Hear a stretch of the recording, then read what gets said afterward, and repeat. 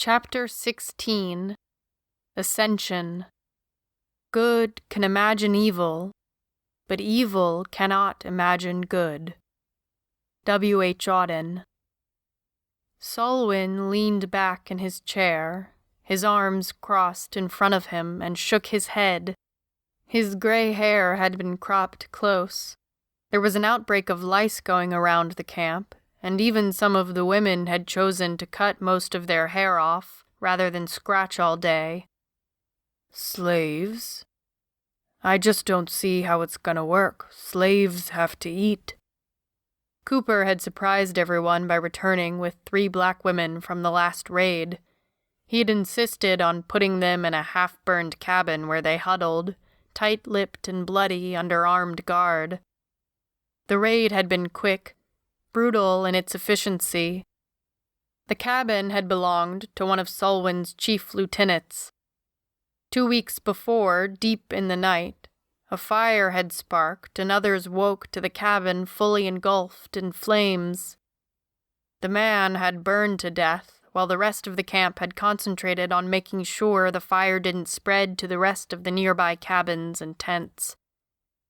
Despite part of the roof missing and some gaps in the charred timbers, the body of the cabin was intact. They threw a tarp over it, chained the captives, and attached a lock that only opened from the outside. Situated in the middle of the clearing, the captives would have to run by scores of armed America Reborn soldiers in order to escape. Cooper shrugged in response to Selwyn's question. Who says we need to feed them well? Slaves are for working, and if 1 or 2 dies... He shrugged again. Oh well, there's more out there.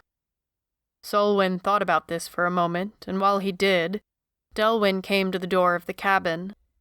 In her arms she held a small baby.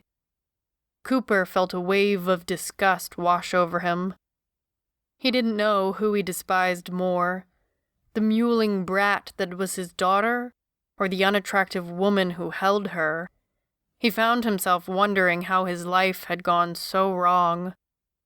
In the Western Front, he could have had any woman he wanted. He could have ordered any man's death, or done it himself with impunity. And here he closed his eyes. Here he was bound by Selwyn's rules. It had been hard to break into the upper echelon of leadership. There was Selwyn, his wretched daughter Delwyn, and several others that had been with Selwyn from the beginning. Albus had been as close to Selwyn's right-hand man as you could get, and Cooper had made sure to get rid of him when the short-sighted man had refused to align with him. Albus had been the one Selwyn listened to the most, and Cooper had gone to him with the idea of capturing slaves and eventually using them for drug production. Plenty of people wanted an escape from what they saw as a dark new world. Cooper would never understand that thinking, but he was certain he could benefit from it. Manufacturing the drugs that gave them those ways to escape could be very profitable. Albus had been fine with the slavery part, but the drugs? No way, he had said. What kind of an idiot are you, Cooper? Drugs had killed his wife and young daughter over a decade before, something he said little about, but the image of the crumpled car and blood haunted him even now. He warned Cooper that if he persisted in his plan, that he would push Selwyn to throw him out, whether he was married to Delwyn or not. Cooper held himself back from doing violence to the man. A week later, he made sure that Albus would never bend Selwyn's ear again. The flames had destroyed all evidence of the crime. Delwyn's hard-edged voice broke through his reverie. I ain't seen you around much these days. Her tone leaked resentment in every syllable. Her face and body was heavier now. She had put on a few pounds with the brat that hadn't come off. Perhaps if she actually did something besides sit around and feed her fat face, she'd get back her body, which would be some improvement, but not much, to her looks. He stared at her, wondering if there was any way he could get away with killing her in some handy accident. "I've been sleeping in the hammock outside. I thought that would be better than disturbing you when I got back late." The raiders, led by Cooper, had returned late the night before. It was September, and the nights were still quite warm. Sleeping outside in the hammock had meant he didn't have to listen to the squalling baby or his wife's snores, both of which disturbed his sleep and peace of mind. They reminded him all too often of his new, disturbingly domestic life, which he didn't want and certainly hadn't asked for.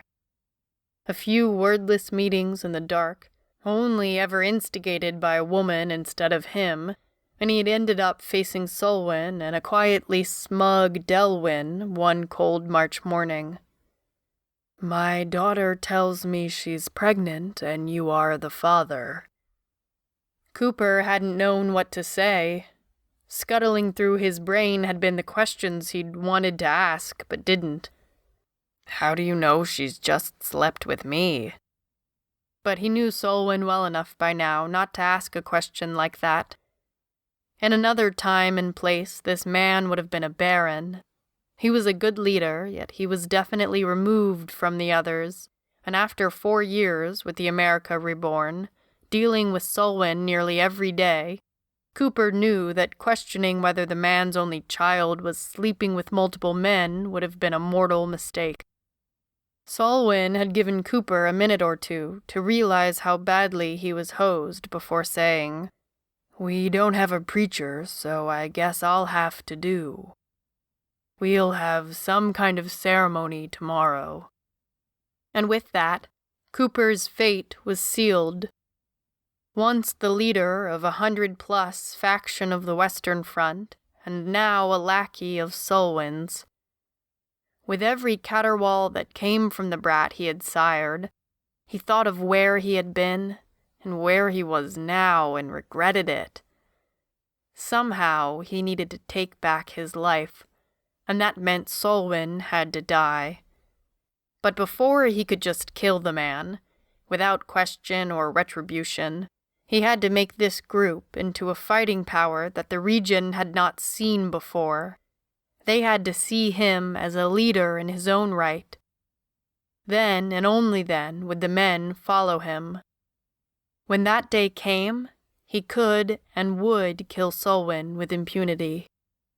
Delwyn just glared at him and jiggled the infant. From the sour, scrunched-up look on the baby's face, it appeared as if she was getting ready to begin howling any moment. Cooper hadn't had any say in what the child was named. Not that he particularly cared anyway. And Delwyn had announced that the baby's name was Solwyn, the feminine version of Solwen, which meant white sun in Welsh. Once she had come out, Cooper had been convinced she was his kid, but it hadn't changed his mind about children in general. He despised the mewling brat.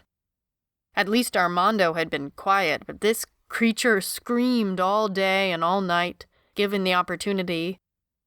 Solwen's name was quickly shortened to Sully, in order to differentiate her from her grandfather more easily. "Well, I want one of those women you rounded up to help with Sully," Delwyn said. "I can't get any sleep and you sure aren't any help." And with that input, it was decided. The slaves would be put to use, and the first part of Cooper's plan fell into place. First slaves, then drug production and sale, and then he would find a way to get rid of Solwyn, along with Solwyn's daughter and grandchild. It all felt perfect. Camellia didn't just handle the doctoring. She had also been put in charge of bodies and burials.